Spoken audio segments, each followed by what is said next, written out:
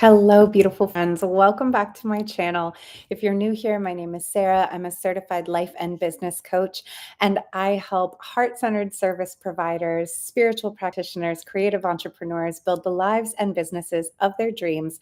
I'm going live every day this month to talk about things related to goal setting, reaching your goals, New Year's resolutions, just making sure in general that 2024 is the year that you want it to be for yourself and for your business. And the topic I'm going to talk about today is not what I thought I was going to be talking about today, but I just got off of a call with a private client and I was reminded again of how important this topic is.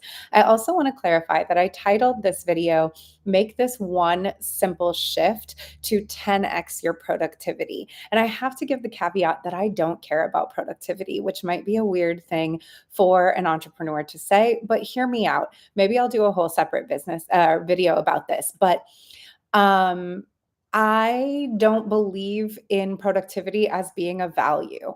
It is not a value for me. I think that productivity and the mindset of always needing to be productive is a byproduct of a capitalist structure that says that basically every minute that we're awake, we should be producing something or consuming something.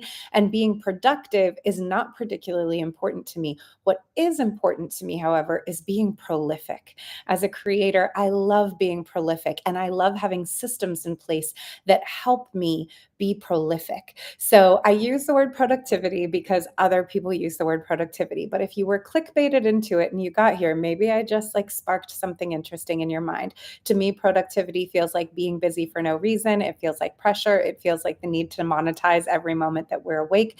Being prolific feels heart-centered. It feels like it's something that's pouring from my desire to be creative and to experience as much of life as I possibly can. And so that distinction is important to me. Do with that what you will. And that's not what we're here to talk about. This one simple shift that will allow you to be either more productive or more prolific, whichever you prefer, is what we're going to talk about. And it is understanding the difference between a project and a task. Now, before you roll your eyes or click away or feel like you already know that, hear me out. One of the things that comes up a lot when I'm working with clients, both one-on-one and in my membership, is that frequently in our minds, we mistake projects for tasks. And the way that this is a problem is that we might have, especially if you're a neurodivergent person like I am, everything kind of feels the same weight in my mind. So find my car title, take out the trash, start my blog, make sure I do my taxes. Those are all just kind of swirling around in my head. And they're all the same weight of to do in my mind.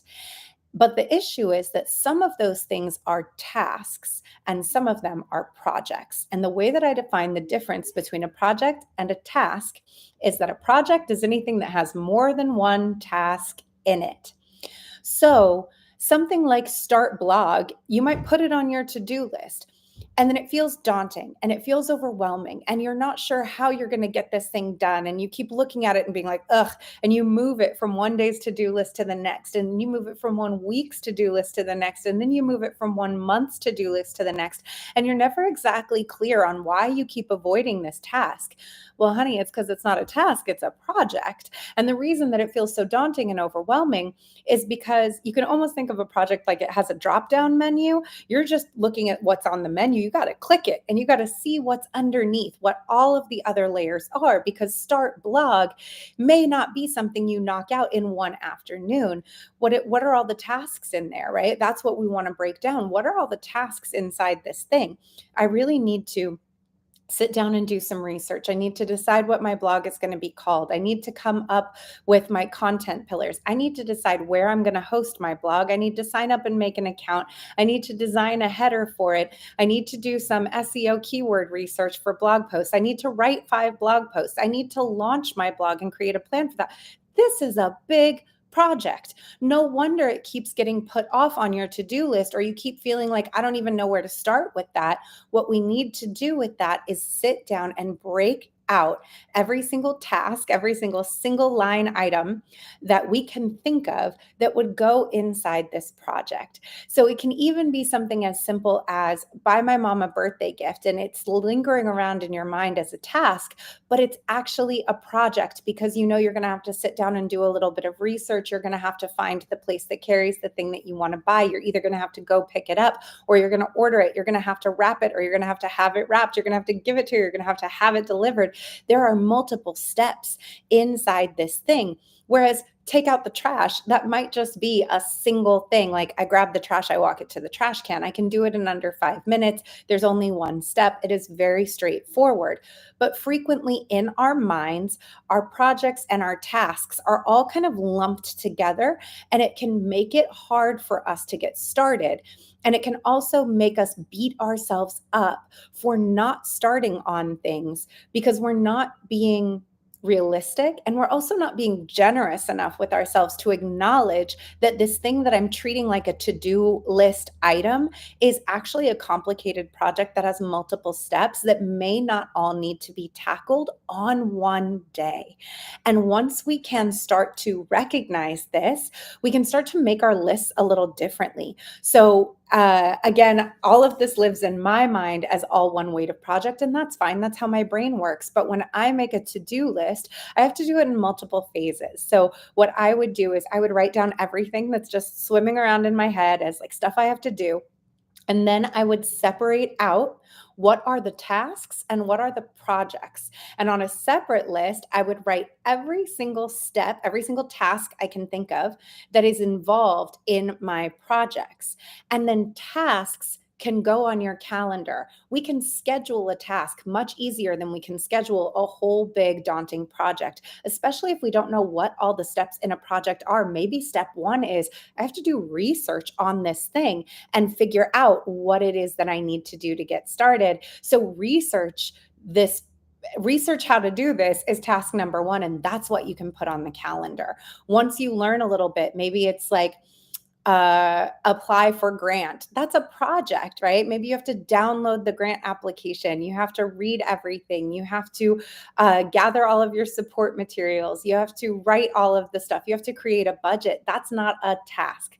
That is a complex project that probably needs multiple different sit downs to get it all tackled. So once we can make the shift into recognizing that in our head at any given moment, we probably have both projects and tasks, and that we need to separate out what's a task and what's a project.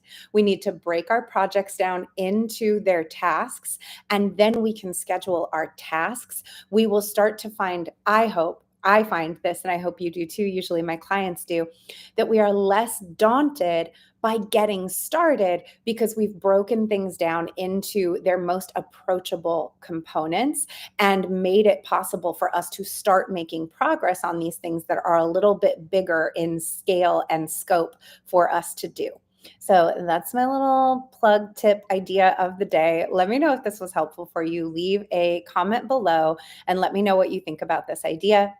And let me know if it's the first time you've thought about this in this way.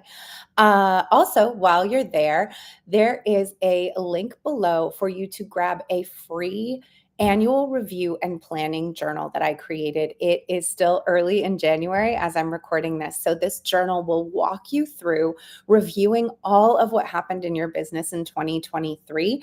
And then it will walk you through setting intentions for what you want to create in 2024. It also has a year ahead tarot card spread in the back. It's a really lovely little journal. It's something I created for myself. Then I gave it to my private clients, and now I'm giving it to you. So you can grab your copy. It's absolutely free. It's in the show notes below. The other thing you're going to find there is that I have opened up a handful of 90-minute one-on-one coaching sessions. So if you need support with anything related to your life or your business for the top of the year, if there's a project that you've been struggling to tackle on your own, if you need support with sales, with your messaging, with your marketing, with your content creation, with a plan for your business, with refining an offer, with outlining a course curriculum, there is so much we can knock out in a single session. And the top of the year is a perfect time to do it. I am opening up a handful of slots and making them $100 off. So the link for that will also be in the show notes. You can just book it and you can fill out an application to let me know exactly what it is that you're looking for support with. If I can't help you, I will write you back and let you know, and I will refer you to someone who can help you if I know of a better fit. And if I can help you, we'll just move forward with your session and we'll spend 90 minutes together getting whatever that thing is dialed in, knocked out, so that you are on the road to success for 2024. I think those are all of my announcements. Yeah. Okay, love you. Bye.